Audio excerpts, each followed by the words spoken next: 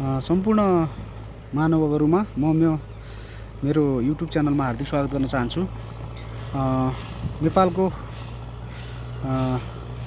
एकमात्र cricket stadium, पुरानो cricket stadium TU cricket ग्राउन्डमा के भइराखेको छ आजभोलि भन्ने त्यसको ताजा अपडेट म तपाईहरुलाई दिन गइराखेको छु। दुईटा कुरा मात्र चाहिँ टेन्डर भएको थियो। यहाँ एउटा फ्लड लाइट राख्ने र अर्को प्याराफिट बनाउने, दुईटै कामहरु धमाधम भइराखेको छ। तपाईहरु हेर्न सक्नुहुनेछ।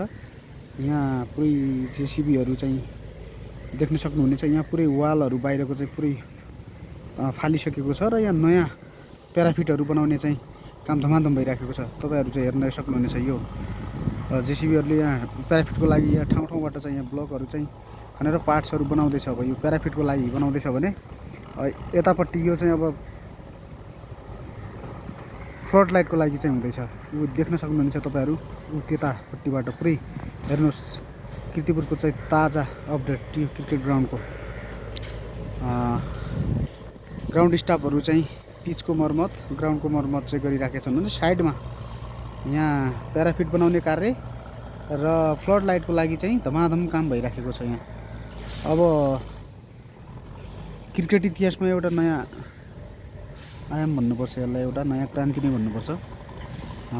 पहिलोचोटि प्याराफिट सहित फ्लड लाइटमा टियु क्रिकेट ग्राउन्डमा क्रिकेट हेर्न पाइनेछ। अब यस्तो चाहिँ भइराखेको छ। तपाईहरु देख्न सक्नुहुनेछ। यहाँ पुरै अपडेट गराइराखेको छु म।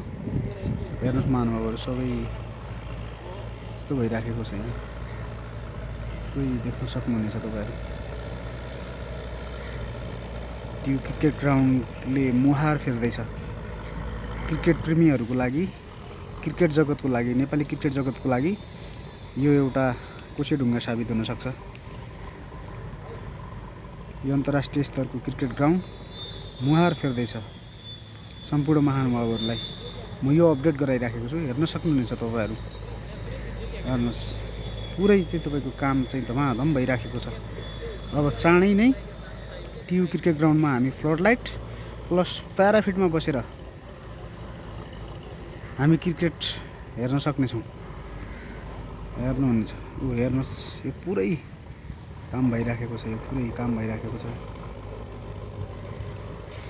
ल यो अपडेट बाँकी फेरि पनि तपाईहरुलाई दिनेछु। अहिलेलाई यति कुराहरु राख्दै बिदा हुन्छु। हस्त धन्यवाद। सम्पूर्ण क्रिकेट प्रेमी महानुभावहरुमा हार्दिक धन्यवाद सहित बिदा हुन्छु। नमस्ते।